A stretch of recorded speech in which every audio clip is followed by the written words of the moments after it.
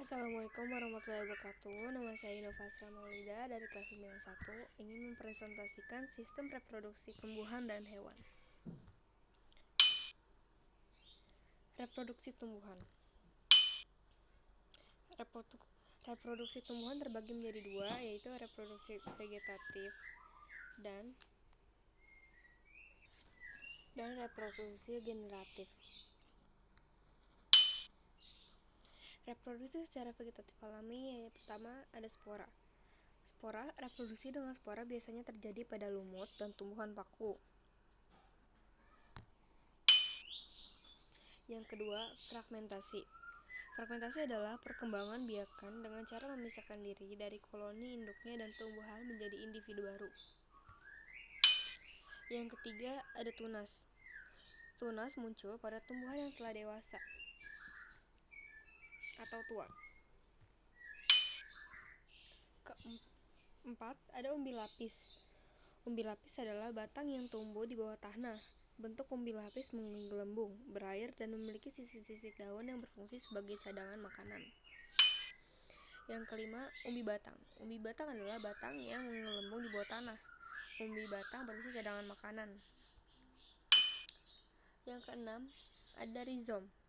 Rizom adalah batang yang tebal dan tumbuh di bawah tanah. Pada rizom terdapat tunas, sisik-sisik daun, dan antar ruas. Yang ketujuh, stolon atau yang biasa kita sebut geragi. Stolon merupakan batang yang menjalar di permukaan atau di bawah tanah. Yang ke-8, stek. Stek adalah cara perkembangan dengan menggunakan potongan-potongan batang atau cabang, terutama pada daerah yang berbuku-buku, misalnya tanaman hibiscus, Thylaceaus waru, dan Saccharomyces tebu. Yang ke-9, ada cangkok. Cangkok adalah cara perkembangbiakan dengan membuang sebagian kulit dan kambium secara melingkar pada cabang batang, lalu ditutup dengan tanah yang kemudian dibungkus dengan pembalut, sabut atau plastik. Yang ke-10 ada mengeten. Mengeten adalah menyambung dua jenis tumbuhan yang berbeda-beda. Setelah tumbuh sebesar yang diinginkan, lalu dipotong dan disambung dengan potongan cabang atau ranting jenis tumbuhan lain yang kualitasnya lebih baik. Okulasi. Okulasi pada dasarnya sama dengan mengeten, tetapi tumbuhan yang ditaruh di atasnya hanya diambil mata tunasnya saja. Yang terakhir, merunduk. Merunduk adalah merundukkan cabang atau batang tumbuhan hingga masuk ke dalam tanah. Contoh reproduksi generatif pada tumbuhan. Bisa dilihat di sini ada tumbuhan spermatophyta. Perkembangan khusus untuk tumbuhan spermatophyta melalui dua peristiwa penting, yaitu penyerbukan dan pembuahan. Penyerbukan adalah sampainya serbuk sari di kepala putik untuk tumbuhan spermatophyta. Reproduksi generatif pada tumbuhan jenisnya. Yang pertama ada angin atau anemogami. Adalah sampainya serbuk sari ke kepala putik dengan bantuan angina.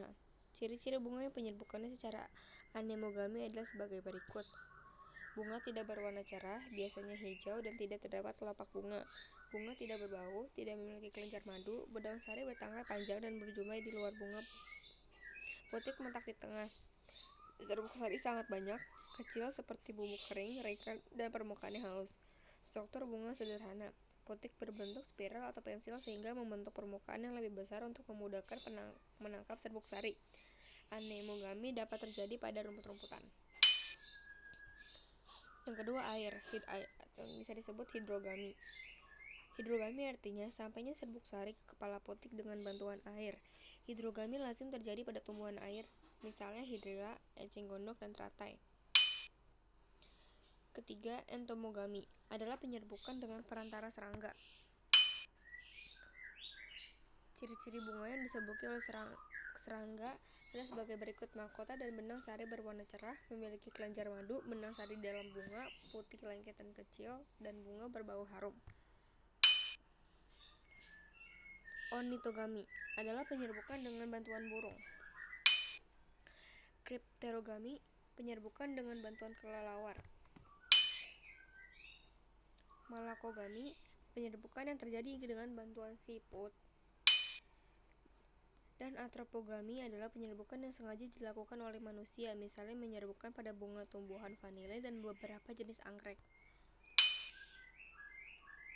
Pembuahan pada Gymnospermae.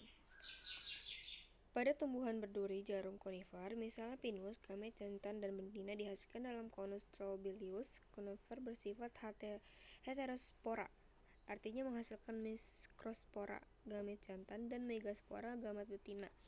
Mikrospora akan tumbuh menjadi 2 mikrospora gia di dalam tiap mikrosofil konus jantan, sedangkan megaspora tumbuh menjadi 2 megaspora gia ovulum di tiap megaspora konus betina.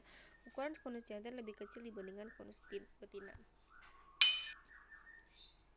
Pembuahan pada Gymnospermae.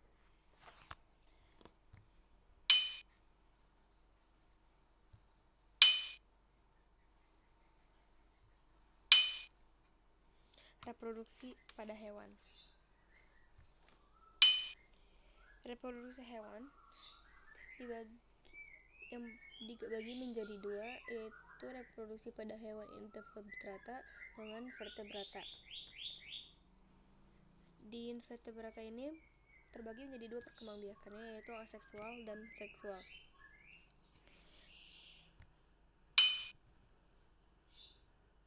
Yang pertama adalah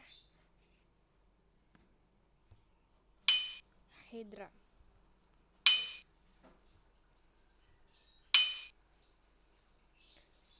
Hydra juga dapat berkembang biak secara seksual. Perkembangbiakan secara seksual dilakukan dengan pembentukan testis dan ovarium yang terdapat pada tubuh hermafrodit. Yang kedua ada cacing pita. Tubuh cacing pita terdiri atas segmen-segmen yang disebut proklotif. Yang ketiga ada cacing tanah. Dalam tubuh cacing tanah terdapat beberapa segmen yang kulitnya menebal disebut kitellum. Dalam segmen tersebut terdapat testis yang membentuk spermatozoid dan ovarium yang membentuk ovum. Yang terakhir ada serangga. Pada beberapa jenis serangga, misalnya lebah madu, terdapat koloni yang terdiri atas ratu yang fertil, pejantan fertil dalam arti setengah kawin, dan pekerja yang madu. Jadi pada waktu kawin, sperma dari jantan disimpan dalam kantong sperma di induk betina. Reproduksi hewan vertebrata hanya dapat berkembang biak secara kawin seksual, yaitu melalui peleburan antara ovum dan spermatozoid.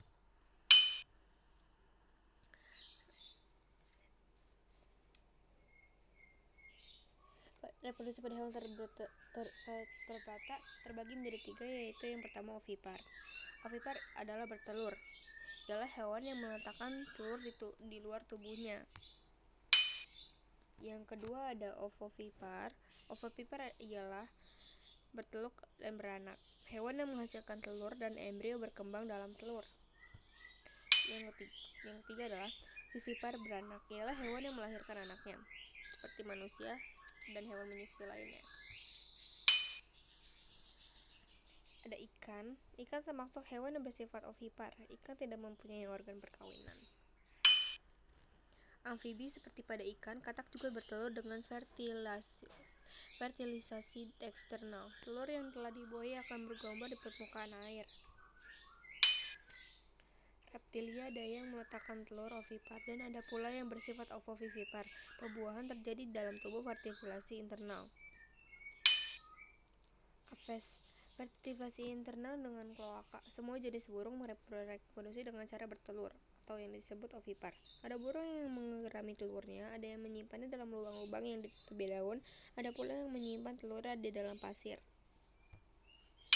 Dan yang terakhir adalah mamalia, fertilisasi internal, karena telah memiliki organ reproduksi sempurna kecuali golongan hewan berparuh bebek atau platypus. Semua hewan menyusui selalu melahirkan ovipar. Telur mamalia kecil dan mengandung sedikit cadangan makanan. Embrio mendapat makanan dari rahim induknya melalui plasenta.